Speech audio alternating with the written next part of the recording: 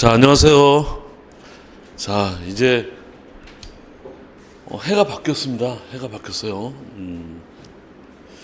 나이 많은 잘 더 먹었네요. 엊그제 같은데. 우리가 이제 해가 바뀌고 일기를 시작하게 됐습니다. GS 일기. 자, 우리가 우리 노무사감은 아시겠지만 1차가 법무사처럼 상대평가가 아니고 절대평가고, 그러다 보니까 1차 합격자가 좀 많은 편이고, 2차가 그 대신 아주 경쟁이 치열하다. 2차에 관건이 있다. 다 합격해야 되니까. 2차에서 우리 소송법, 우리가 지난번에는 우리가 연기 때는 이제 처음 왕초보 처음 한 번부터 이렇게 맛배기만 한 게 아니라 심화 저 뒤에 복잡소송 상소까지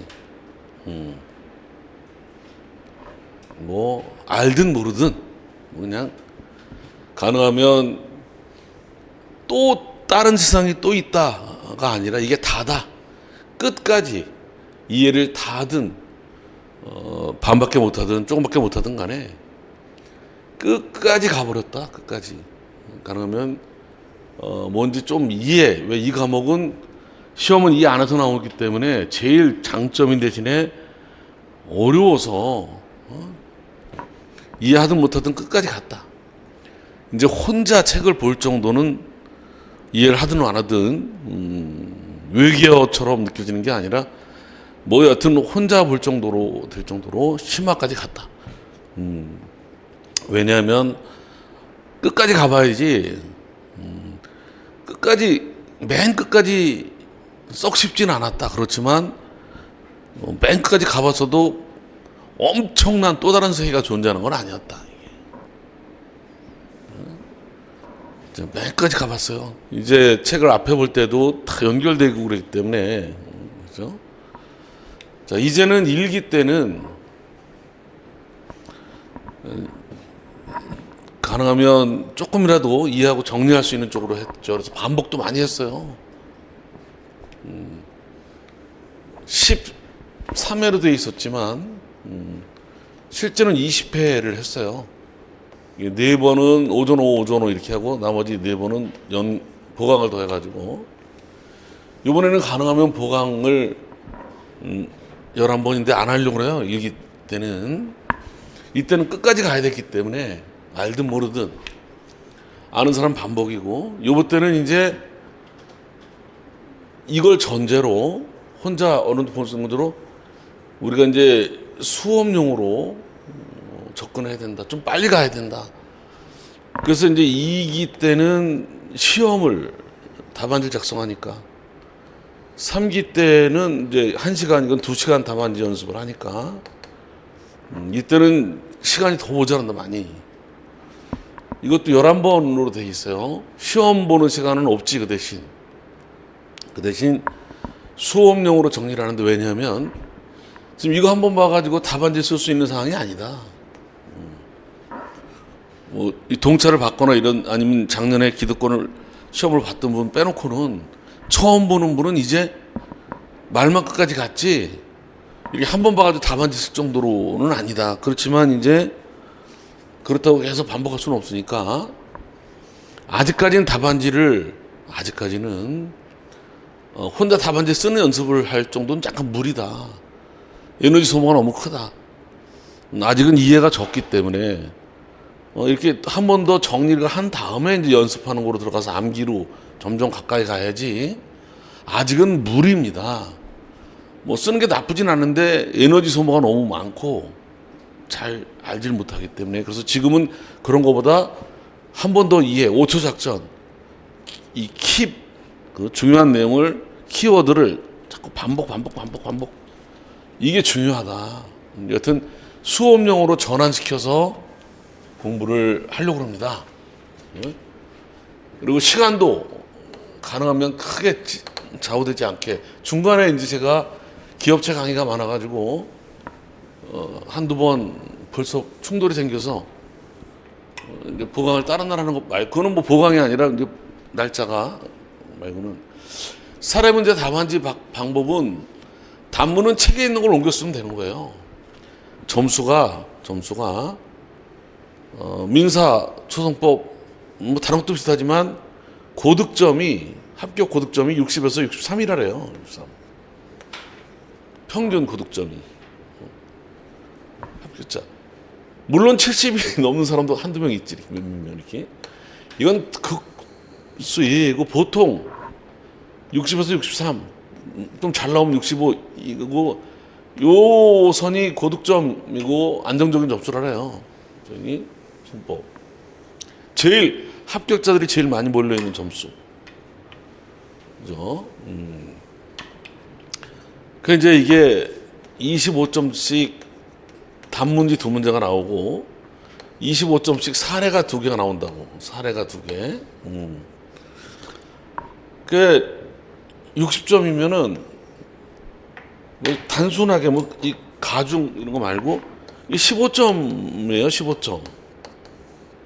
15점. 여기 16점씩만 맞으면은 64점이 되는 거야. 그러니까 25점을 다 맞지. 20점 잘 안 줘, 점수. 이거 20점 맞으면 80점이 나오잖아요, 이게. 잘 써도 그 점수. 또 적당히 써도 이게 다 몰려있다고, 여기 점수대가. 그래서 늘 하는 얘기가 완벽하게 쓰려고 하지 마라. 완벽하게 써 점수가 잘 나오는 게 아니다. 교재 나온 정도만 이해하고 옮겨 쓰면 우리 과목은 교재가 양이 많고 어려운 대신에 이것만 소화해서 옮겨 쓰면 충분하다. 그래서 홈런 칠라 그러지 말고 안타만 쳐도 충분하다. 삼진 아웃만 안 당하면 된다. 최악 경우 번트라도 돼야 된다. 한 과목 정도 특히 사례가 엇박자가 났어도 결론이 틀려도 이 우리 과목은 문제 제기에 이렇게 내용 결론이라 여기만 충실하게 쓰면 이거 카바가 따로 좀 해서 카바가 가능하다.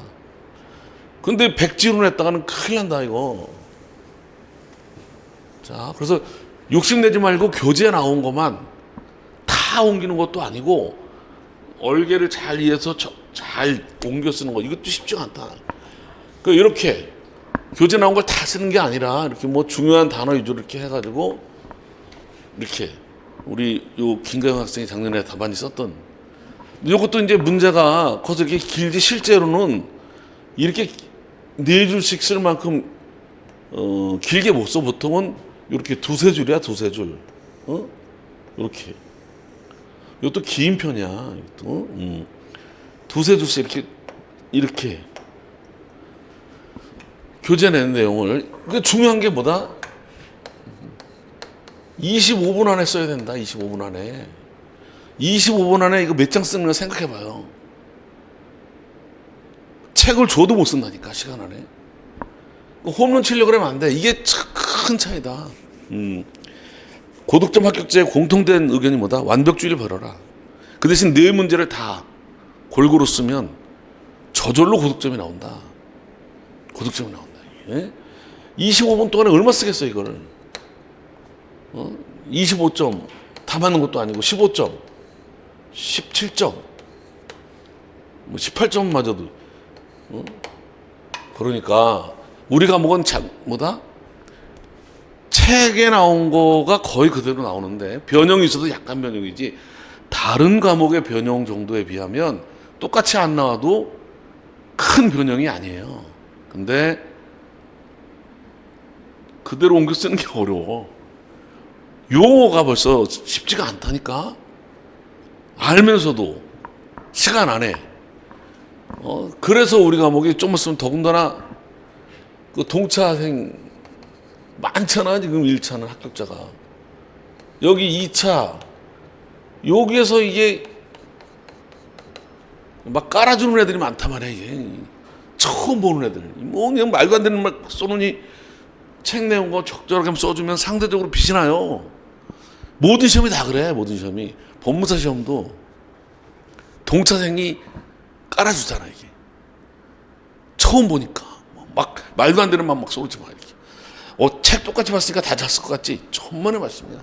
예? 여러분들 객관식 공부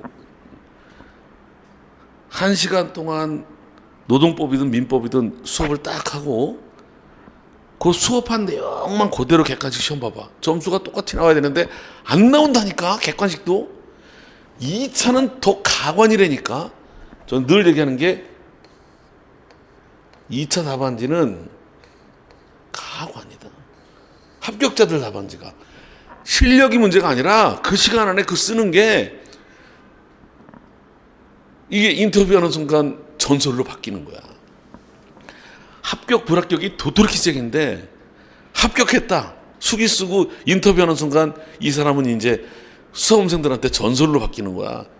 내가 법무사 수험생에서 이거를 20-30년째 보고 있어요. 엊그제만 가도 이래가 이 바뀌는 상황을. 가만이야. 실력의 문제가 아니라 무슨 얘기하냐면 완벽주의 함정을 버려라. 그 얘기를 하는 거예요. 답안지 이렇게 쓴 거 불가능해. 봐봐. 글씨가 평온하잖아. 실전에서 이렇게 평온한 답은 글씨 쓸 시간이 없어. 마음이 바쁘지. 요렇게 찬찬히 쓰려면 시간을 서너 시간 줘야 돼. 이게 어떻게 써. 그러니까 주어진 상황을 공부할 때도 마찬가지다. 욕심내지 말고. 그리고 막 깔아주기 때문에 그거만 들어가 있으면 되는 거다. 자, 이렇게 쓰고요. 이거는 사례 문제는 교재는 이건 단문은 그렇고 사례 문제는 이렇게 하는 거야. 이제 뭐냐면 어떤 문제다 제기를 하고 요거에 관련된 단문 우리는 말만 사례야. 단문 내용을 옮겨 쓰는 거야. 단문 내용을. 그리고 이거에 따라 결론을 써주는 거야. 여기서 이거 문제 제기하기가 어려우면 고민할 게 없어. 결론을 이렇게 옮겨 쓰는 거야. 결론을 이렇게. 이거 뭐에 관한 거다. 그리고 이거 쓰고 결론 이렇게 되는 거예요. 여기서 점수 많이 딸 수도 없어. 딸려가지 말고 헛다리만 안 짚으면 돼. 이거 헛다리만 안 짚으면 돼. 이게 헛다리. 사례에서 헛다리만 안 짚으면 엉뚱하게 나가니까. 근데 다행히 민소는 이게 사례가 헛다리 짚는 사례가 드물어요. 저 사법시험이나 변호사 시험이나 변리사 이쪽은 필수 과목인데다가 사례로 많이 내가지고 헛다리 짚는 게 있는데 우리는 말만 사례야. 단문을 이해하고 있는지 이렇게 그런 거라. 교재 사례도 작년에 괜히 엉뚱하게 많이 사례했는데 교재에 나온 사례 정도만 하면 돼요. 전혀 문제 없어요. 그 대신 네 문제를 그 대신 2차 과목을 다 골고루 소송법만 집중하지 말고 그러면은 점수 떨어질 수가 없어요. 모든 과목을 안타 치면 돼. 안타. 홈런 치려고 그러다가 삼진 아웃 한두 개만 나가면 끝나는 거야 이거. 홈런은커녕 안타만 모든 과목 안타만 그것도 장타 안 쳐도 돼. 그 네 과목만 다 그러면 늘 그랬어요. 앞으로도 그렇고 시험에 떨어지고가 이상한 거 못 맞춰서 떨어지는 게 아니야. 당연히 딸 수 있었던 걸 못 따서 떨어지는 거야. 객관식 이거 2차고. 이거 말씀드립니다. 자, 이렇게 우리 작년에 김가영 학생이 썼던 거 이게 문제의 소재. 글씨도 너무 잘 쓰고 편안해. 실전은 이렇게 편안하게 못 쓴다니까. 이렇게 법리를 다 쓰고 결론 쓰면 되는 거예요. 그래서 우리는 이 단문에 사례의 탈을 쓴 단문이라 결론이 좀 틀려도 여기가 헛다리만 아니면 결론이 반대로 나올 수도 있어. 판례를 몰라가지고 판례가 안 된다는데 된다로 결론이 나와. 낸죽 써놓고 그래도 점수를 안 줄 수가 없다니까. 이게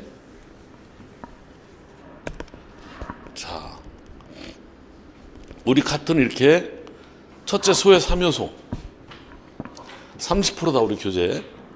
두 번째 소재기 변론 증거 요것도 30%다. 마지막으로 끝난 다음에 복잡소송 이 객관적 소송물 의견 주관적 자 요게 한 40% 되는데 요렇게 잘라서 한 20% 잘라서 한 20% 이렇게 벽이 클 때는 쪼개서 여기서 어떤 게 나오더라도 내가 할 수 있다. 어떤 게 나오도 할 수 있다. 그러면 어떤 얘기인데 요거만 하면 된다. 요것도 사실 파고 들어가면 여기만 조금 있고 없어요. 요것도 쉬워. 네 문제밖에 안 돼서 여기만 조금 있고 상소는 한 번도 안 나오다가 재작년에 한 문제 큰 거 중요한 게 부대 항소하고 분립변경 금지가 나온 바람에 한 네다섯 문제만 하면 되는데 나올 게 이제 얼마 없어져 버렸어. 자꾸 여기서 나왔기 때문에 이제 앞에서 나올 가능성이 많아. 거꾸로. 여기서 계속 나오니까 이제 어디 나올지 모른다고. 우리는 어디 나오더라도 어떻게 나오더라도 할 준비가 있어야 된다. 계속 반복이다. 장점이 뭐다? 범위가 명확하고 내용이 명확하고 이게 이상한 문제가 나와도 각 범죄에서 나오고 그거만 써주면 시험생이 다 똑같다. 최고 장점이 이게 이제 단점이 어렵다, 얇다. 이게 장점의 거꾸로. 다 고만고만이야. 다 고만고만. 소송법 잘하나 못하나 차이가 엄청날 것 같지. 천만에 만만의 말씀이야. 물론 차이가 있는 거지. 요만큼도 큰 차이지. 그러니까 쫄지 말고 내 스타일로 잘 쓰면 확 빛이 난다니까요. 빛이 확 나버려. 그게 그 조금의 여유하고 못 찾기 차이가. 자, 그러니까 수업용으로만 잘 정리하자. 그리고 아직은 늘 얘기합니다. 암기는 마지막에 하는 거예요. 물론 지금 잊어버리는 건 아니고 암기를 자꾸 반복하다 보면 나중에 암기할 게 줄어들어. 익숙해지고. 늘 얘기한 거. 지금 자꾸 암기 과도하지 않고 자꾸 반복. 뭔지 핵심을 자꾸 줄여나가면 나중에 전체를 찍을 수 한 전체를 그래서 머리 좋은 사람이 꾸준한 사람 못 당하고 방금 전 본 사람 못 당한다. 이렇게 1분이면 12페이지고 이게 이렇게 늘 얘기했던 거 우리 책 1시간이면 된다. 시험 전날 그리고 시험 아침에 정독으로 사진 찍어봐라. 희한하게 써진다. 또 이게 공부가 좀 축적이 되면 써져요. 공부할 때 이거 내가 쓸 수 있을까 그러는데 써진다니까. 법전도 있고 사례도 있고 반복이 많이 되면서. 근데 이게 중요한 게 뭐냐면 반복이 많이 돼야 돼. 2차는 이게 고르는 게 아니기 때문에 써야 되기 때문에 반복이 많이 되는 거는 써진다니까. 근데 짧은 시간에 책을 너무 잡다하게 보면 객관식은 잘 나와도 골고루 하니까 써지지가 않아요. 아는 게 많아가지고 이게 써지가 않는다니까. 그래서 우리가 반복을 많이 해라. 마음가짐은 뭐다? 매일매일 늘 얘기한 거 우리가 시작할 때와 달리 이걸 넘어가야 전문가가 되는 거다. 이걸 넘기려면 늘 얘기하는 거 엄청난 열정이 아니라 그날 성실한 차이. 이제 지난 일은 지난 일이야. 자, 지금부터 남은 거 오늘 또벅또벅 덥고 나면 오늘 첫날이지만 지나고 나면 벌써 또 어저께 한 것 좀 가물가물한데 전혀 상관없어요. 오늘에만 집중. 예? 끝까지. 처음 멀지만 두 번째 길이라 덜 멀 거예요. 자, 익숙해지고 이렇게 자꾸 반복해야 돼. 반복. 자, 지금부터 바로 오늘 수업을 들어갈 건데 좀 다르게 나갈 거예요. 연기 때 물론 아직까지 처음인 분들이 많아서 천천히 이해를 위해서 나가지만 이제는 수업용으로 나갈 거예요. 수업용으로. 교재를 줄이면서 나갈 거라고. 그때는 처음인 분을 위해서 이게 이거다 이런 사례도 많이 있었지만 이제는 시험과 직접 관련되지 않은 사례는 얘기를 줄여서 답안용으로 나갈 거예요. 처음에 여기 첫 번째가 소송물. 이렇게 주제가 5테마인데 5테마. 자, 이 5테마를 가능하면 오늘, 그리고 여러분들한테 유인물도 드렸는데, 이제 그 목차집을 들었어요. 끝날 때까지 횟수마다 목차를 드릴 건데, 목차를 놓으면서 책을 같이 자꾸 바버릇해서, 책은 이제 목차가 이렇게 넘어가면 이렇게 여기를 자꾸 왼쪽 목차 보면서 목차 같이 자꾸 하다 보면 나중에 어떤 줄 알아요? 목차집이 저절로 서브노트가 돼요. 많이 숙달이 되면 목차에다 메모만 조금 더 해놓으면 돼. 그래서 일부러 학원에도 목차를 양면으로 하지 말고 단면으로 해달라고 했어요. 공간에다 이렇게 메모만 해놓으면 목차만 보면, 근데 그렇게 되려면 계속 사진을 찍어야 돼. 근데 중요한 거는 제목이 안 바뀌니까, 테마가 똑같으니까. 그리고 우리 교재는, 올해 사실 교재를 좀 손 보려고 그러는데 아직은 또 이신 교수님도 돌아가시고 네. 여튼 그대로 나가고 있는데, 이신 교수님 책으로 했기 때문에 제일 표준적이에요. 여러분들이 교재 나온 거 답안지에 옮겼으면 제일 표준적인 내용이 된다. 그러니까 염려하지 마라. 자, 지금부터 답안지 형태로 수업을 할 거예요.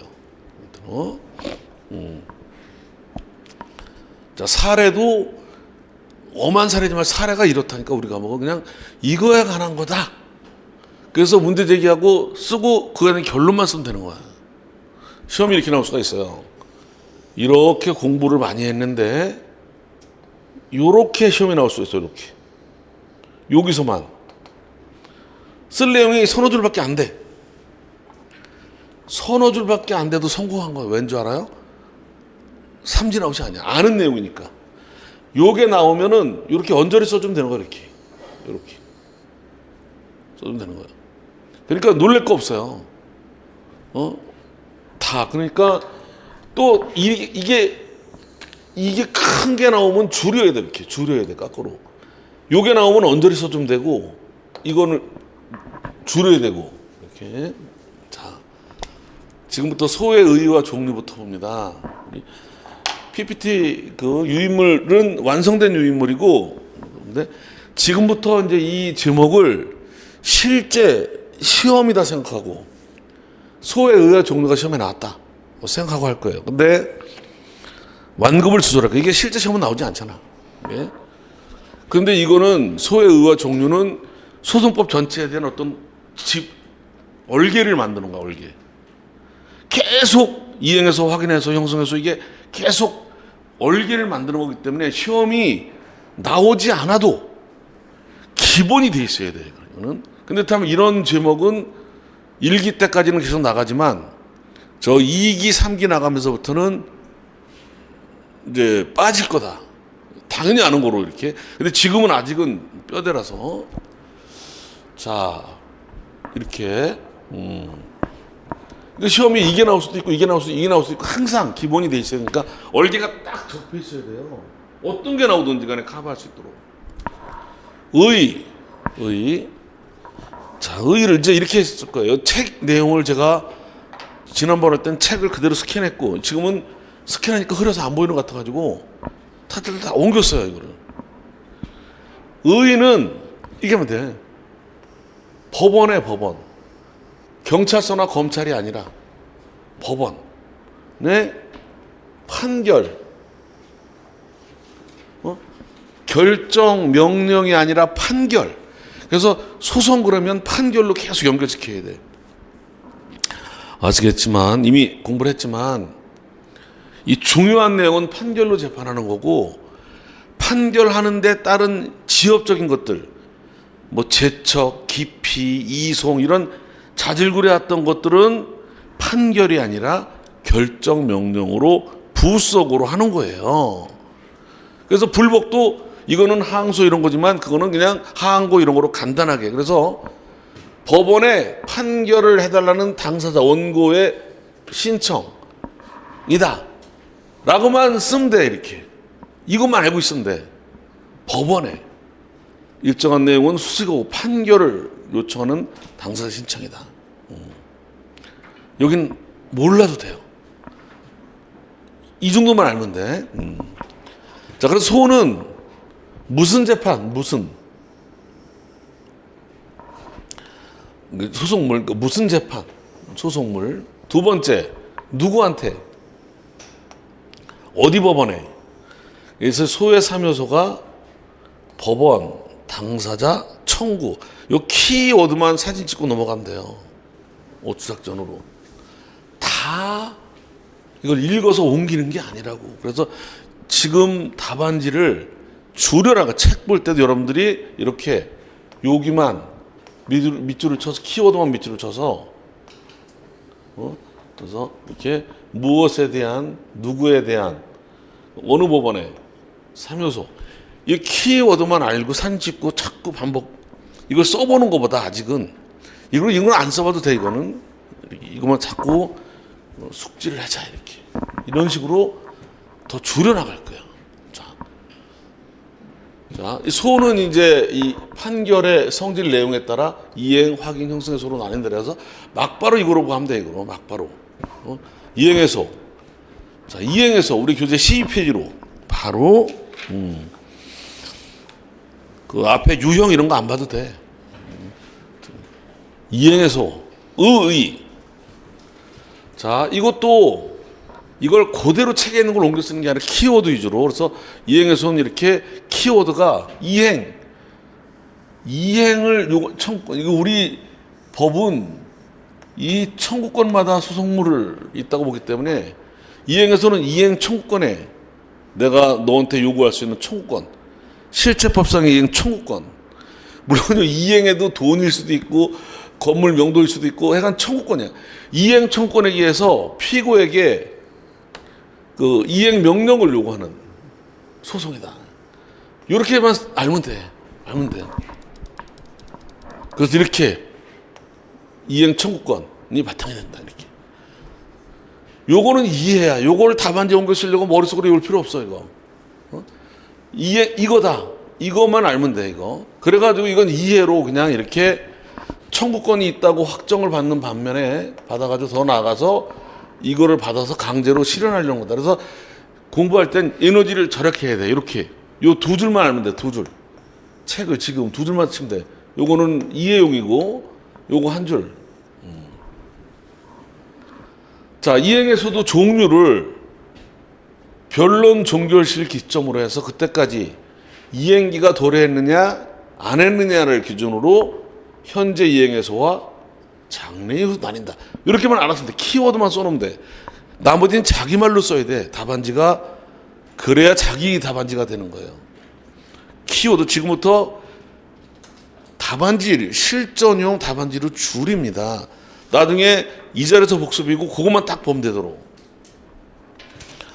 자, 현재 이행에서는 소장 다음날부터 이자 12% 특례가 있고 후자 특히 장래행에서는 미리 청구할 필요가 있을 때 인정이 된다.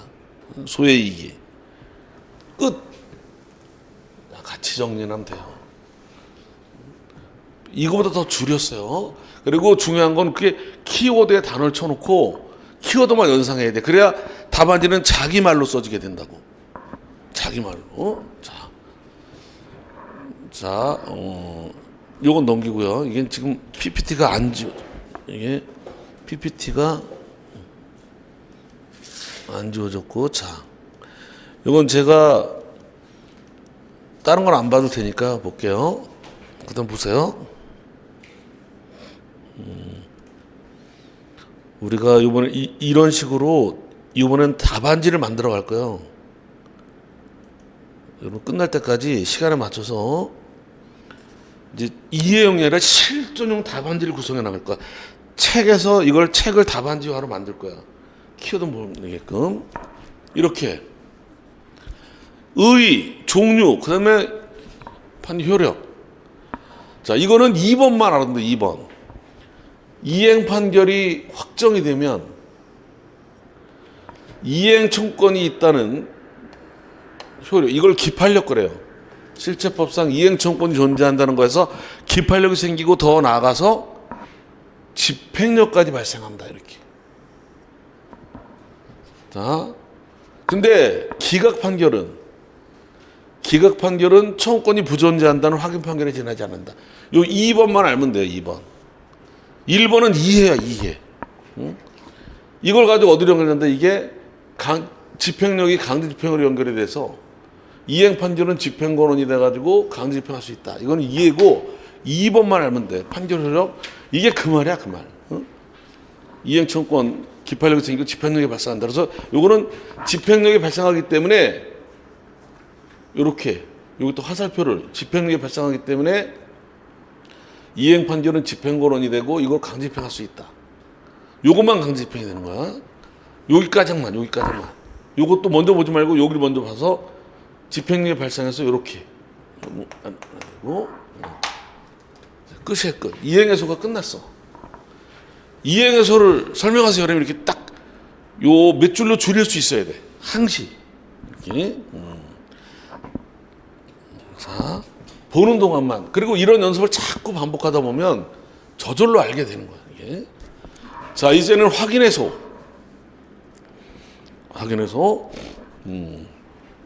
이 목차. 이거 목차랑 교재를 자꾸 바보릇하면 공간이 많아요, 지금 유인물에. 그래서 공간에다가 메모만 해놓으면 이게 서브노트가 저절로 된다. 확인해서도 다 키워드를 알아둬야 돼. 요 단어를 엄청 많이 쓰게 됩니다. 이렇게 권리 법률 관계.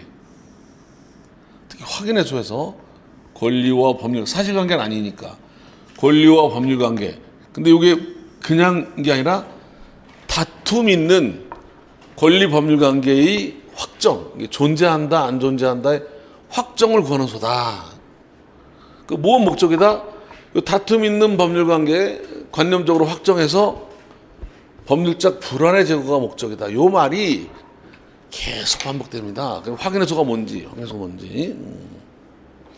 여기에는 이렇게 적극적 확인해소와 소극적 확인해소가 있다.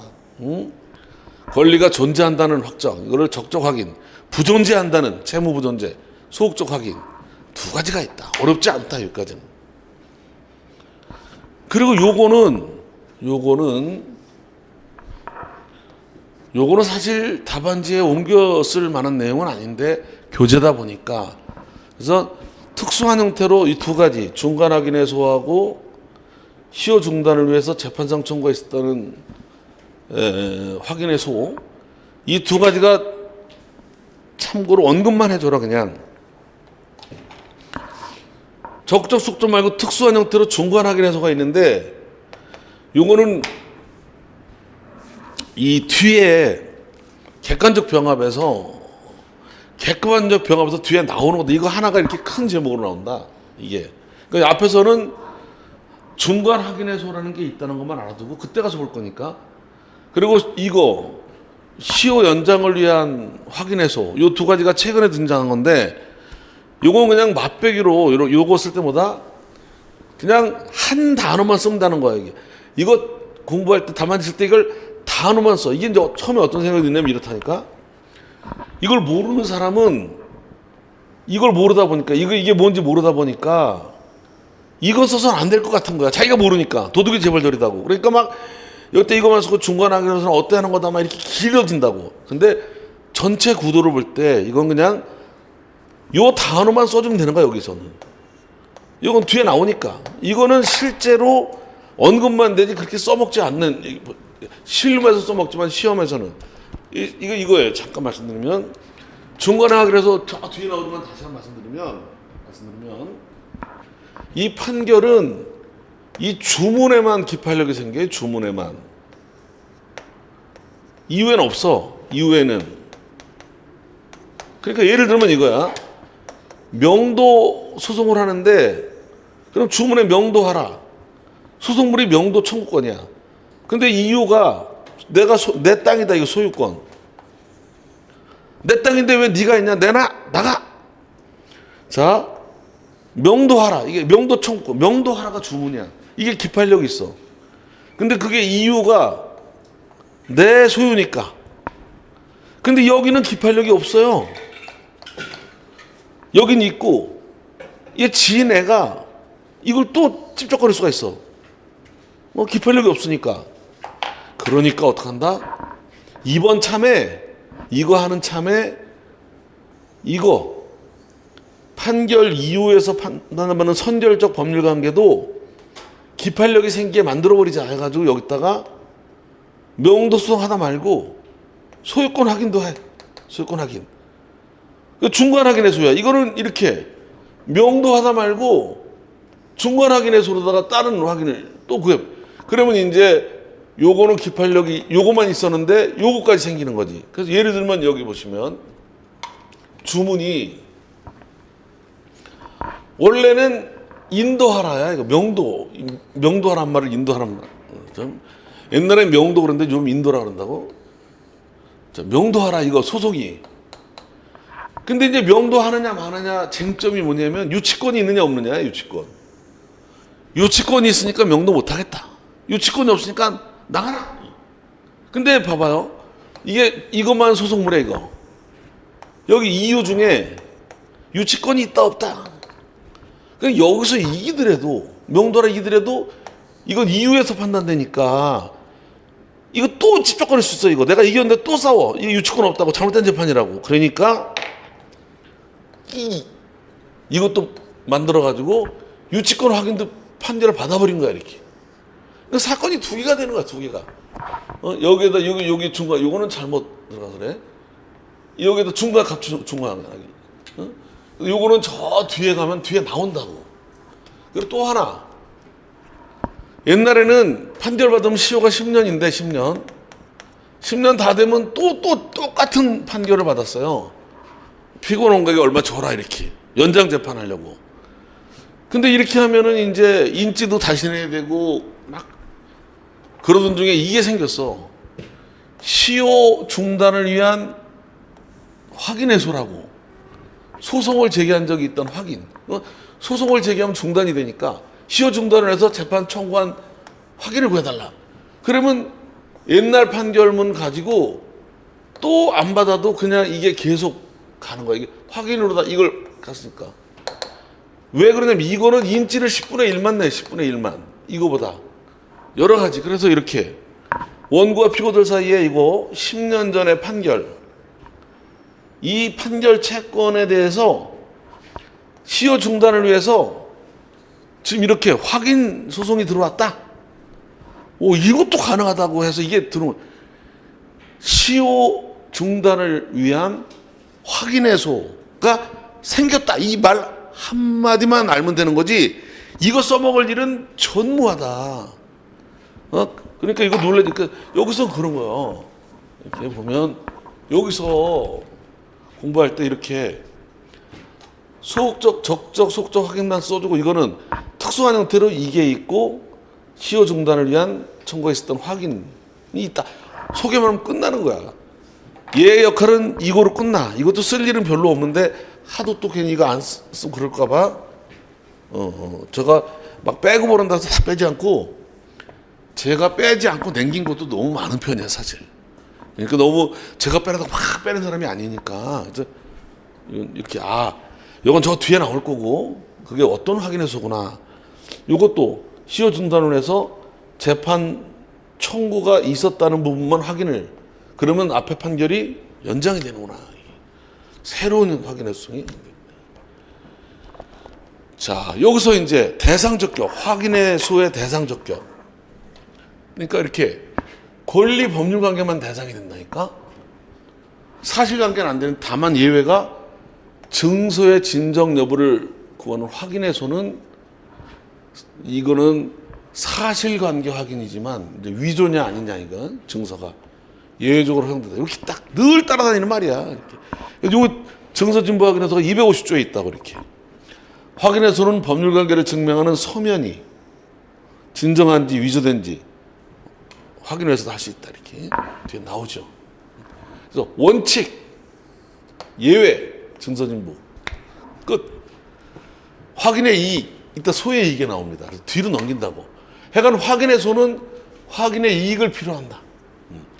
확인해서는 확인의 이익을 필요한다.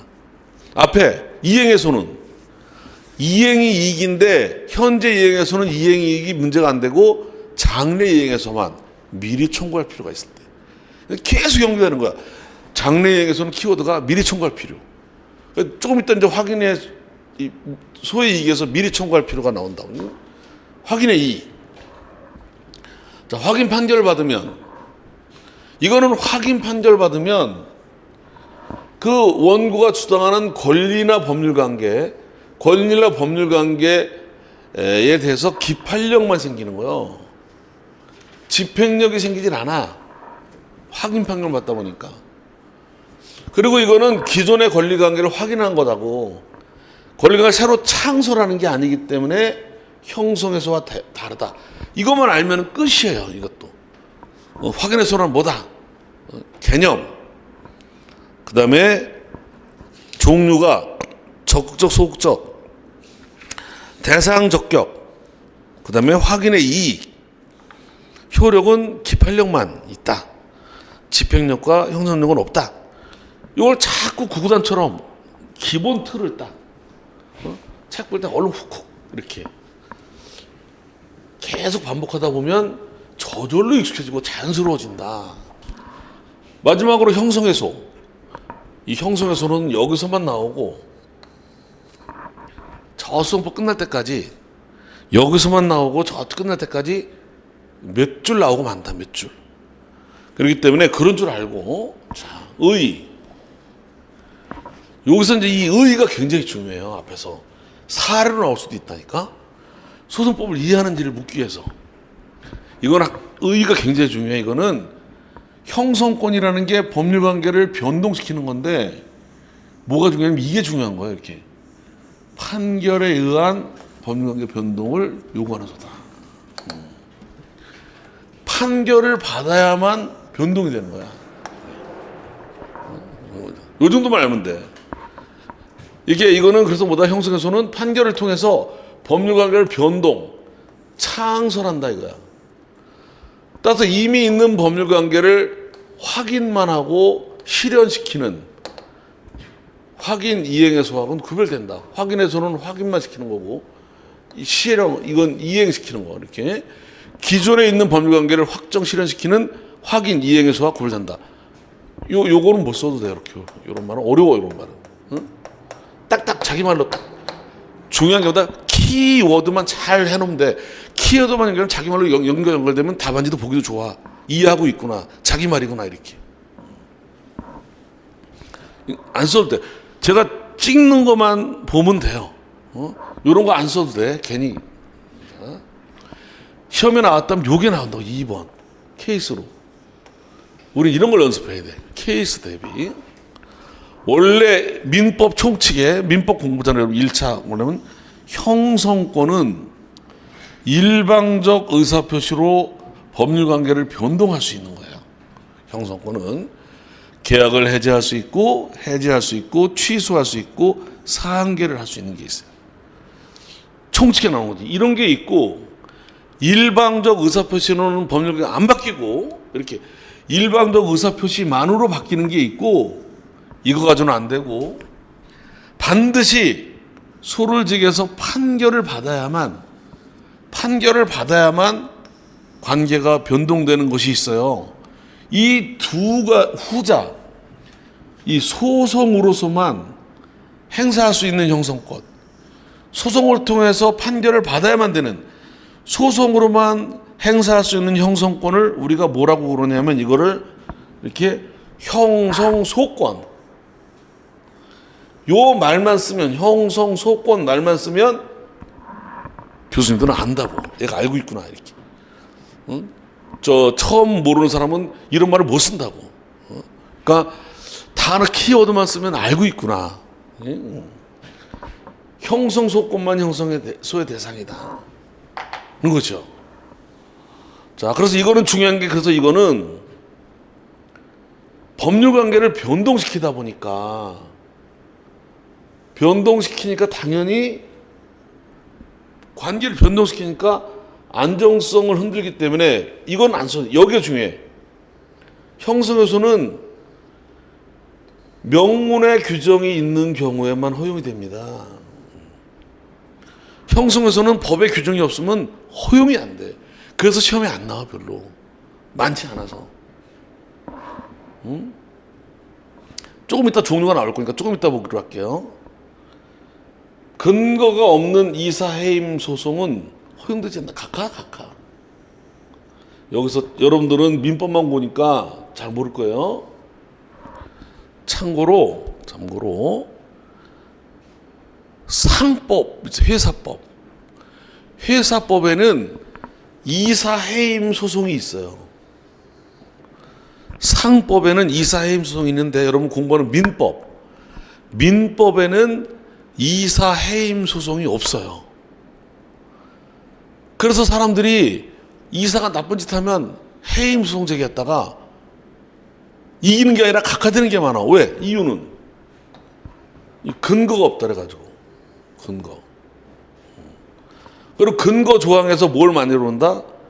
이 형성 판결은 대세효가 있어가지고 모두에게 효력이 미치기 때문에 법에서 아무나 손을 못 쥐게 제소권자, 제소기간을 한정해 놓는 경우가 많다. 이해만 해두면 돼. 이해. 왜 이 종류가 지금 이해가 조금 이따 나오면 그 종류에 나오니까 그 바로 밑에 종류를 통해서 이게 형성해서구나. 이렇게 여기에는 세 가지가 있다고. 이렇게 세 가지가 이렇게 실체법을 바꾸는 형성해서, 소송법의 효력을 바꾸는 형성해서, 실체법 이건 민법, 상법 이런 걸 말하죠. 실제법상의 법률관계의 변동을 하게 하는 소송으로서 대표적인 게 가사소송, 회사소송. 근데 우리는 가사소송이 시험에 안 나온다고. 회사소송도. 응? 그래서 너무 깊이 알 필요가 없다 이게. 그 대표적인 게 이혼소송. 재판상 이혼소송. 봐봐요. 세입자가 월세를 2번 이상 안 내면 주택은, 상가는 3번 이상 안 내고 주택은 2번 이상, 상가는 3번 이상 안 내면 일방적으로 해지 통지하면, 내용증명이나 문자나 이런 걸 통해서 해지 통지하면 계약이 끝나요. 일방적 의사표시로. 근데 이혼은 협의혼이 안 되면 남편이 여자하고 이혼하고 싶어. 내용증명 문자를 1000번 보내봐. 이혼이 되나? 안 된다. 이혼 재판에서 이혼 판결이 나야 이혼이 되는 거다. 이혼 판결이 나면, 이혼 판결이 나는 순간 호적이 정리 안 돼 있어도 남남이야. 판결로 법률관계가 바뀐 거야. 이렇게. 그래서 아까 이게 중요하다는 거예요. 이거. 뭐가 중요하다? 이렇게. 일방적 의사표시로 이거는 형성의 대상이 아니고 이것만 소송의 대상이다. 근거 규정이 있는 거라서 이거 이렇게. 이로. 자, 또 나올 거니까 뒤에 봅니다. 두 번째가 이번에는 판결을 통해서 소송법상 효력을 변동시키는 거야.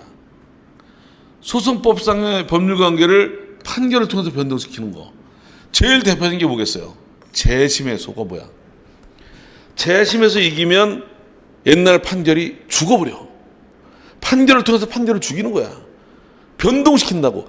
옛날 받은 판결의 효력을 재심으로 변동시킨다고. 이게 판결이면 재심이고 조서면은 준재심이라고. 청구포기, 인락도서, 화해도서 이거는 이 뒤에 준재심으로 한다고. 또 정기금 판결도 어떤 사정 변경이 생기면 변경예소가 뒤에 나온다고. 이것들은 뒤에 나오지. 제목만 알면 되는 거야. 뒤에 나와. 요건 몰라서 이거. 이것들은 집행법의 문제고, 이거만 알면, 2줄만 알면 돼. 2줄. 2줄만 알면 돼. 여기는 충분하다. 책에 나오는 것도 줄인다. 답안지 형태로 줄인다. 그 대신 키워드로 줄인다. 근데 여러분들이 책에 지금 줄이는 것만 딱 그렇게 책을 만들면 안 되는 게 왠지 알아요? 가끔 그 아래 위에 이 사례를 보여야 될 때가 있어. 지금 안 보지만 그게 나중에 뭐 참고로 보거나 이 궁금한 게 있다니까. 그래서 이게 기본 틀을 유지하면서 이렇게 키워드를 줄을 쳐놔야 되는 거예요. 그냥 처음부터 눈에도 안 보이게끔 탁탁 끊어버리면 이게 또 잘 안 된다니까. 그래서 참고로 마지막으로 형적 흥소, 여기도 이게 여기서 한번 나오고 안 나온다고. 근데 이게 중요하다고. 뒤에 나오지 한두 번. 근데 그 뒤에 나오는 것들은 한 줄로만 나와, 한 줄. 자, 이거 뭐냐면 형식은 소송이야. 형적 흥소해소. 실제로는 비소송. 소송이 아닌, 이게 안일 빗자 써가지고 비송. 응? 형식은 소송이지만 실질은 비소송 사건 성의 법률계 변동을 권한 거다. 자, 그래서 이거는 뭐냐면 이게 비송 사건의 성질이 뭐냐? 비송 사건의 성질이 뭐냐? 그래가지고 이 비송 사건의 성질 가지고 학설이 많이 대립돼요. 자, 중요한 건 이거예요. 이거는 재량, 이게 재량이 많이 부여되어 있고, 재량. 이 법원의 재량. 그래가지고, 어떠한 내용의 권리관계를 형성해서니까, 형성할 건지가 재량에 이름되어 있고, 이 당사자가 소송 제기한 청구 취지, 소를 제기한 청구 취지 범위나 내용에 구속 안 받아. 원래 소송은 청구 취지 범위 내용에 구속받아 이걸 처분권주의 그래. 근데 이거는 어떻게 할 건지 내 맘대로 재량. 청구 취지 내용에 해결받지 않고 재량으로 있어서 이렇게 처분권주의가 배제되며 당사가 청구한 거 다르게 판결할 수 있어. 그래서 뒤에 나오는 건 이것만 나온다고 결론. 불이익 변경 금지 원칙도 그래서 적용되지 않는다. 요 빨간 글씨. 그래서 키워드가 뭐다? 형식은 소송이지만 실질은 비송 사건성의 법률계 변동을 구하는 거다. 키워드가 어떻게 권리관계 형성할 건지가 법관의 자유재량. 키워드가 법관의 자유재량. 처분권, 여기 뒤에 이거 못 써도 돼. 길어. 처분권주의가 배제되고 불이익 변경도 적용되지 않는다. 요 말만 쓰면 아는 거야 벌써. 소장대로 안 해도 되는구나. 요 말을 이해하고 있으면 되는 거야. 그리고 여기까지 써줘야 돼. 소송 요건만 맞으면, 갖추고 있으면 어떠한 내용으로라도 이게 형성해줘야 되기 때문에 청구 기각할 수가 없다. 청구 기각이 없어요. 예컨대 두 가지만 알면 되죠. 공유분할 청구하고 경계 확정해소. 특히 공유분할 청구가 중요하다. 공유분할 청구. 예컨대 공유분할 청구는 의외로 많다 그랬어요, 제가. 실무에서는. 아니, 아버님이 돌아가셔가지고, 뭐 이렇듯 공유자가 됐는데, 아파트를 두 사람이 공유한다. 어떻게 분할할 거야, 이거를? 아파트를 두 사람이 분할한다. 아니, 건물이 하나인데 이걸 세 사람이 쪼갠다. 안방 건너방 쪼갤 수가 없다고. 그러니까 이 공유 분할은 나중에 이렇게 현물 분할일 수도 있고, 현물. 땅을 쪼개서 이거 넣어 할 수도 있고, 가격 보상일 수도 있고, 네가 돈 주고 사 할 수도 있고, 경매 분할일 수도 있어. 그냥 싸우지 말고 경매시켜서 돈은 나눠가자. 이게 재량이란 말이야. 공유물 분할이 어떻게 쪼갤지가 재량이라고. 그래서 아무도 예측을 못해요. 요게 이 공유물 분할 이게 실무에서는 장난 노는 게 엄청 많아요. 실무에서는 특히 경매에서 공유물 분할. 그래서 제가 이 경매 쪽이 제가 전문이라 이거 사례가 엄청 많은데 여러 번은 시험이 관련이 없으니까 아주 장난으로 많아요. 어떤 판사님들은 오해해가지고 공유분할 청구 들어가 일부러 브로커가 봐봐요. 이렇게 땅이 있는데 이제 종중 땅인데 구성원 여러 명으로 해놨지. 요게 지분이 경매 들어오면 아무도 안 사. 요걸 싸게 사가지고 야, 우리 공유물 분할하자. 그거 굴러온돌이 백힌돌 빼낸다고 얘가 그냥 야 우리 싸우지 말고 다 경매로 날려버리자. 너 아니려면 내 돈 내가 산 거 몇 컵 줘. 매일 판사는 어떤 분은 공유불은 안 됩니다. 첫 기일에 딱 공유불은 안 됩니다. 다른 방법으로 찾아보세요. 막. 이게 별 이게 많이 있어요. 근데 여튼간에 이게 뭐다? 재량, 처분권지 배제, 이 처분권지에 나온다고 시험이. 불이익비용 적용 배제. 여기도 한 번 또 나와. 이게 다야. 저 뒤에 처분권지 한 번 나오고 불이익비용 금지 한 번 나와. 이게 다야 나오는 게.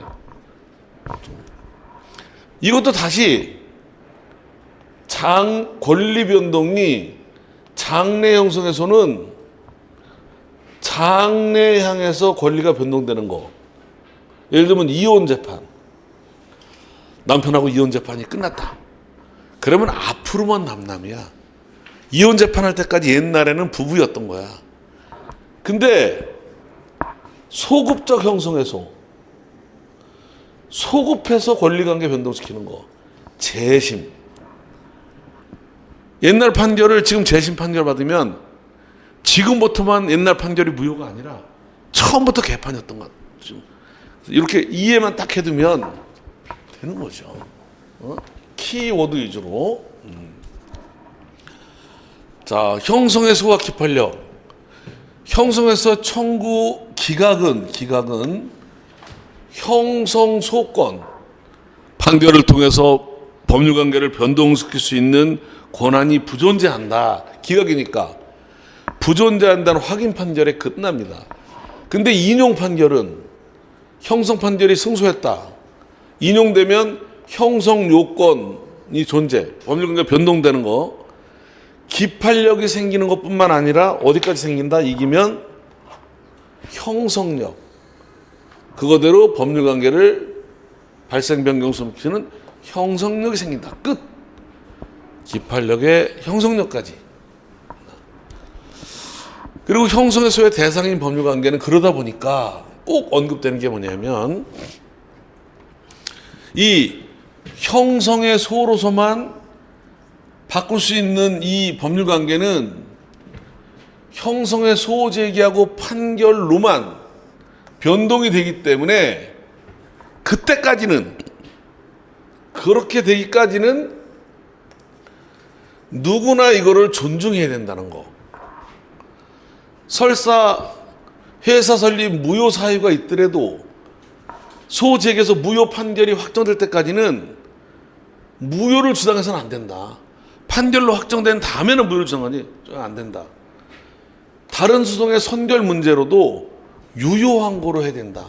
이 대표적인 예가 아무리 이혼 사유가 존재해도 이혼 판결을 받아서 확정돼야 남남이 되는 거다. 이혼 판결을 받지 않고 이혼된 걸 전제로 위자료 청구는 안 된다. 응?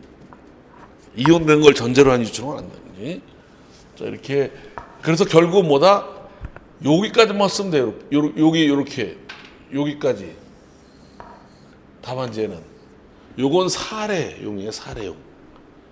응? 근데 우리는 이 가사소송이나 회해소송이 안 나오니까. 근데 결론, 답안지에는 위에만 쓰고 밑에는 연상, 이런 경우구나. 답안지에는 위에 세 줄만 써주면 되는 거예요. 이렇게. 세 줄도 많고, 여기만 쓰면 되지. 여기만 한 줄. 참고로 2차 시험의 키워드는요. 2차 시험 공부할 때는 매 테마별로 두세 줄 이상 넓히면 안 돼요. 책 볼 때도 키워드로 또는 두세 줄 안으로 줄여야 돼. 서너 줄 기억 못 해요. 사람이 아니야. 다섯 줄까지 어떻게 기억을 해. 한두 장도 아니고. 한두 줄을 줄여야 돼. 한두 줄로 줄인 거를 다섯 줄 만드는 건 쉬워요. 줄이는 거니까 딱 보면 그래서 그 서브노트 이렇게 제목 보고 여기는 결론이 뭐였지? 결론이 키워드로 자꾸 숙지하면 이렇게 이제 개념 썼고 판결을 구하는 거다. 소는 종류, 이행해서 이행 청구권, 현재 장래, 집행력, 확인, 법률관계, 확인에 이익이 있어야 되고 확인 판결. 이거는 집행력도 없고 형성력이 없다. 이거 세 가지. 기판력, 형성력까지 있다. 이렇게. 이걸 자꾸 사진 찍으면 내 거로 만들 수 있는 게 되는 거지, 이렇게. 자, 여기, 이제 소송 요건. 17페이지 보시면, 자, 두 장에 넘겨보시면, 이 두 장인데, 이 소송 요건은 직접 시험은 안 나와요. 이 소송 요건은 직접 시험은 안 나와. 근데 아시죠? 소송 요건이 민사소송법에서 제일 많이 나와. 소송 요건이라는 단어가 처음부터 저 끝에까지 제일 많이 나와. 아마 소송 요건이라는 단어 씌우면 수백 번 나올 거야, 수백 번. 그래서 소송 요건에 관해서는 시험에 나와서가 아니라 나중에는 못 봐, 이거. 연기, 일기, 신할 때까지 보지만 나중에 단문 들어가서는 당연한 거로. 지금 뭐 소외 의거 종류도 연기, 일기 때까지만 보고 이제 2기, 3기 가서는 안 볼 거다. 그것까지 보다 보면 또 지금 여기서 연기, 일기는 이렇게 있고 여기는 지금까지는 봐둬야 돼. 예. 소가 적법한 취급을 받기 위해 구별해야 될 사항을 말하는 거죠. 이게 흠이 있으면 키워드만 하면 돼. 본안 판결 심리를 못한다, 이거. 이러면서 소송요건은 본안 판결 요건인 동시에 본안 심리 요건이다. 소송요건. 내려와서, 끝에 내려와서 소 전체가 적법해지기 위해서 갖춰야 할 요건이다. 개개의 소송 행위의 유효 요건하고는 구분한다. 개개의 행위 유효 요건은 흠이 있으면 그 행위만 무효가 되는데, 이거는 본안 판결에 지장이 없는데, 그 행위만 무효가 되는데, 이건 소송 전체가 요건이다. 엄청 많이 나오니까. 두 번째, 자, 여기 그렇고, 소송 요건의 종류. 이게 순서가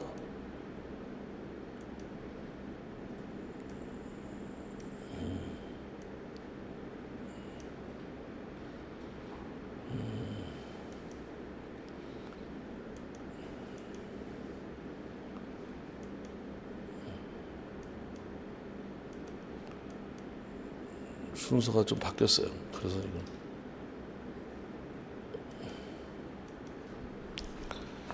순서가 이렇게 나왔어야 되는데 이것도 이렇게 순서가 바뀌었어요.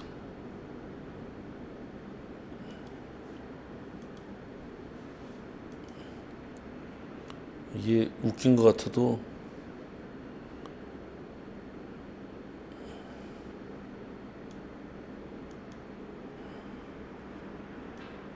순서가 바뀌면 안 나온 것만도 못하니까.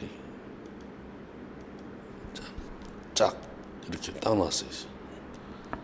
자, 소송 요건의 종류. 이걸 또 외울 필요가 없어요. 이게 계속 나올 건데 이 세 가지가 뭐야? 세 가지가 소송의 3요소. 법원, 당사자, 소송물. 특수소송 이렇게 해놓으면 끝나는 거야, 이게. 근데 이건 이제 이해를 하고 있어야지. 자, 봅니다. 이렇게 법원, 이 소송 요건이 통일적 규정 없고 흩어져 있어요. 이것만 알면 되고. 자, 법원은 재판할 권한이 있어야 되고, 국제관할권, 이거 시험에 멀고, 여기 관할권 있어요, 관할권. 소송 요건이다. 당사자, 뒤에 볼 거죠. 당사 사망하면 안 되고, 실제해야 되고, 능력이 있어야 되고, 적격이 있어야 되고, 소송 능력, 대리권이 있어야 되고. 내려와서 소송물을 특정해야 되고, 조금 이따 볼 권리보호 자격과 소의 이익이 있어야 되고, 틀을 딱 잡고, 세 가지, 3요소. 그 다음에 특수소송, 뒤에 잔뜩 볼 거 아니야.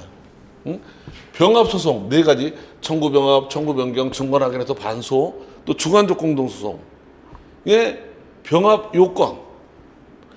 장래에서는 미리 청구할 필요 아직 안 나왔지만 또 나오죠. 확인에서는 확인의 이익. 사항소는 사항소 요건, 채권자 대리소송에서 피보존 채권. 요게 또 이제 케이스로 많이 언급되는 소송 요건이다. 제출기간 준수. 장애 사유가 없어야 될 것. 이게 중복 소송이 없어야 되고 기판력이 없어야 된다. 그리고 중재 합의가 꼭 껴. 이건데 시험은 이 두 가지가 중복 소송, 기판력이 없어야 되고 계속 나오는 거지. 끝이지 뭐. 자꾸 봐두는 거지. 그 다음에 모습은 두 가지. 이것도 똑같은 내용이지. 적극적으로 있어야 되는 거. 이게 관할권, 재판권, 능력. 소극적으로 없어야 되는 거. 똑같이 중복소송, 기판력, 중재합의. 직권조사항과 항변사항. 대부분 직권으로 조사하는 거다 말이지. 항변은 직권발동을 참작하는 사유에 불과하다. 자, 공익적 요건, 소송 요건이기 때문이다. 촉구하는데 그친다. 안 해도 상관없다. 근데 가끔 항변사항이 있다. 항변사항. 이거는 피고의 주장을 기다려서 비로소 조사하게 되는 것을 말한다. 직권조사사항과 달리 절차에 관한 이의권의 포기 상실의 대상이 된다. 이게 나중에 책문권의 대상이 된다. 요 정도만 알고 넘어가면 돼. 여기서는. 나머지는 책문권에서 공부하면 되니까. 예? 자, 넘깁니다. 조사. 그대로 직권조사. 항변소송 빼놓고는 직권조사사항이다. 자유로운 증명. 이것도 소개만 하면 돼. 직권조사사항인 수송요건은 통상 이 엄격한 증거조사 절차 거칠 필요 없이 자유로운 증명으로 된다고 본다. 예국법교 경험칙도 소개만 하고 말아요. 학설이 대립되는데 뭐 다르게 얘기할 필요가 없어. 응? 원래는 통상의 증거조사, 증인을 신청해서 공개 법정에서 여러 사람 보는 앞에서 이렇게 안 하고 자유롭게 전화 걸어보고 몰래 만나봐도 괜찮다 이거야. 자유롭게 해서 확신만 가지면 된다. 2번도 자주 언급되는 거야. 본 판결을 받는 것은 원고에게 유리하기 때문에 요 말. 이건 케이스로도 많이 나와 있어. 아니면 중간에 본안 판결 받는 것은 원고에 유리하기 때문에 직권 조사상의 수송 요건은 원고에게 증명 책임이 들어간다. 나중에 진위 불명일 때, 직권 소상 진위 불명일 때 원고에게 불리익이 돌아갈 수 있다. 원고의 증명 책임이 들어간다. 표준시 원칙적으로 사실심 변론적 것이 이제 본안 판결 요건이니까. 그러니까 소재기 당시엔 없더라도 그때까지만 갖추면 되는 거야. 반대로 소재기 당시 갖췄더라도 그때까지 안 갖추면 안 되는 거지. 판결을 못 하는 거지. 근데 예외가 뭐다?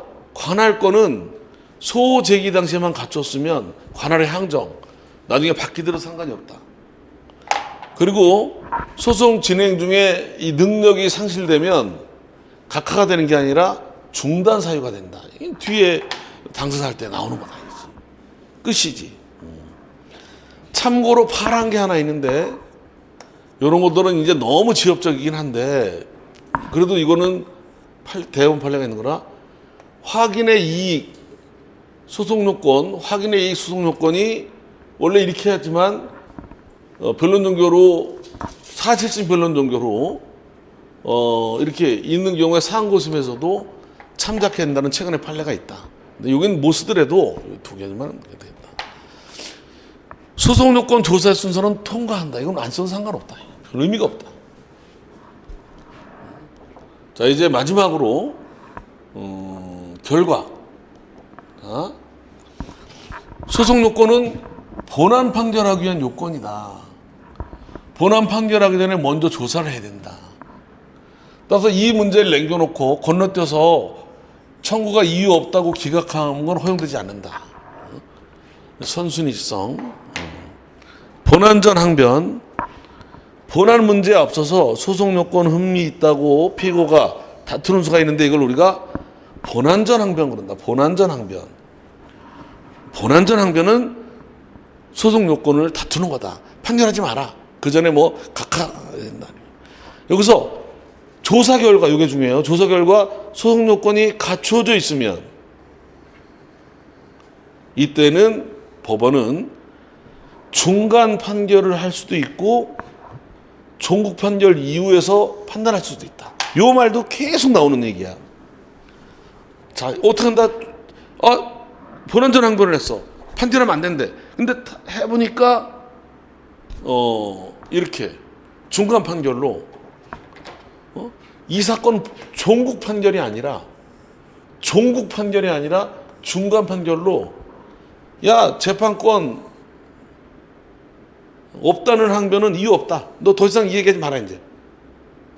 이렇게 중간 판결로 정리해도 되는데 실무상은 이렇게 하면 판결을 2번 하기 때문에 이거 판결하고 이거 하고 그러니까 실무상은 활용이 잘 안 된다 그래요. 이 중간 판결하고 구분할 게 뭐야? 아까 본 중간 확인 판결하고 중간 확인의 소에 대한 판결. 아까 우리가 확인의 소에 특수한 거로 중간 확인 판결 그거는 기판력이 안 생기는 거 기판력이 생기려고 한 그거 말이 비슷하지만 그거랑 다르다 이 중간 판결은. 응? 자 이렇게 해도 되는데 이렇게 하는 것보다 실무사는 어떻게 한다? 종국 판결 이유 이렇게 이 종국 판결 속에서 판결 주문 이유 종국 판결 이유 속에서 피고의 본안전 항변에 관한 판단. 얘가 뭐 요건이 없었다 막 그러는데 이유 없다. 이유 없다 이렇게. 본안전 항변 이유 없다는 거를 이렇게 판결 내리면서 종국 판결 이유 속에서 이렇게 판단하고 이거 그러니까 이제 청구에 관한 판단하면 되는 거고 이렇게 해도 되고 그냥 별도로 중간 판결로 야 이거 떠들지 마라 해놓고 해도 되고 둘 다 알고는 있어야 되지. 근데 실무상으로는 여튼 계속 나온다 이렇게. 조사 결과 요건이 갖춰져 있을 때는 중간 판결로 해도 되고 이렇게 해도 되고 만약에 요건이 갖춰져 있지 않으면 종국 판결로 각하지 뭐 각하. 본안 판결로. 본안 판결 갈 것도 없이. 자, 소각하. 요건이 흠결이 드러나면 자, 종국 판결로 소를 각하한다. 무조건 각하. 이거를 소송 판결 그런다. 본안전 판결 그런다. 주문에서 이 사건 소를 각하한다. 소를 각하한다. 희한하게요. 소를 각하한다래. 지면은 청구를 기각한다. 각하될 때는 소를 각하하고 지면은 청구를 기각한다. 표현을 썼어요. 소송 판결은 소송 요건이 부존재한다는 확인 판결의 일종이다. 그 부존재 부분에 기판력이 생기지만 그러나 그 각하된 부분을 보완하면 또 제기할 수 있다. 예외적으로 소송 요건에 흠결이 있어도 각하지 않을 게 있다. 그게 바로 관할 위반. 관할 위반도 소송 요건인데 관할 위반은 이송으로 한다. 그래서 우리가 예상 문제잖아. 이송. 특혜입금 예상 문제로 남아 있잖아. 또 저 뒤에 병합 요건 사건을 주관적 객관적으로 합칠 때 합치는 요건이 흠이 있을 때는 각하할 게 아니라 따로 독립해서로 취급해라. 통설이다. 자, 이렇게 해놓으면 자, 그리고 이 판례를 소개하는 거지. 소송 요건이 흠이 있더라도 이 판례 중요하잖아요. 바로 각하할 게 아니라 당사자 간의 그 소송 요건이 있는지가 쟁점이 되지 않았다면 이게 키워드가 바로 각하할 게 아니라 쟁점이 되지 않았다면 뭐야? 얘들이 모르고 있는 거야. 소각하가 되는지 안 되는지 모르고 있기 때문에 거기다 의견을 못 냈어. 아 각하가 있을 것 같지만 의견 내면 각하가 안 될 수도 있는데 이렇게 쟁점이 되지 않았을 때는 불이타 되지 않도록 당사자에게 이 흠 부분에 대해서 의견 준술의 기회를 준 다음에 각하를 하라는 거지. 근데 그 흠이 보정할 수 없는 거라면 기간이 경과했다거나 이런 거 이거는 변론하지 않고 판결로 그냥 각할 수도 있다. 자, 3번 요건 흠결을 간과해서 본안 판결하면 안 되는데 본안 판결 해버렸다. 그러면 확정되기 전이면 상소를 제기해서 취소를 구할 수 있다. 근데 판결이 확정됐다면 확정 후에는 재심사유에 해당하면 재심으로 오다가 구제받을 수도 있다. 자, 반대로 소송 요건이 존재함에도 본안 판결을 했어야 되는데 1심에서 본안 판결 안 하고 요건이 흠결이 있다고 잘못해가지고 각하해버렸다. 판결도 안 하고. 상소법원에서는 어떻게 한다? 원판결을 취소하고 다시 내려보내라. 환송. 다시 재판해라. 너 재판도 안 하고 각하시켰잖아. 오늘 건 돌려보내서 재판하도록. 이렇게 해서 소송 요건도 이렇게 지금 이걸 목차랑 같이 계속 밥으로 트다 보면 적법하기 위한 요건, 법원 당사 소송의 3요소 이렇게 적조, 소극조, 직권 이렇게 이렇게 스킵 자꾸 하다 보면 되는 거다. 예? 우리가 첫 시간 이렇게 했다. 진도가 이번에 우리 1기가 11회예요. 11회. 우리가 연기를 20회 했다고. 13회였는데 연장해가지고 절반밖에 주어지지가 않았어. 가능하면 보강을 안 하려네요. 그래서 지금 진도도 연기 때보다 2배 빨리 하고 있어요. 지금 연기 때보다 2배 빨리고 했는데 2배 빨리고 한 것 같지 않잖아. 왜냐면 연기 때는 더 모를까 봐 다른 거 설명하고 막 그러냐고 반복을 많이 시키고 그래가지고 근데 지금 이제 수업용으로 에너지를 모아서 효율적으로 나가니까. 그래서 이제 1기 때는 다 나가되 중간중간에 시간이 모자라니까 혼자 봐야 될 거를 지적을 하는 것도 몇 군데는 있을 거예요. 끝까지 완급을 조절해서 지금 수업 모드로 줄여서 자꾸 반복해야 돼. 마루달투로. 정확하게. 이렇게. 수고들 했습니다. 좀 쉬었다 하겠습니다.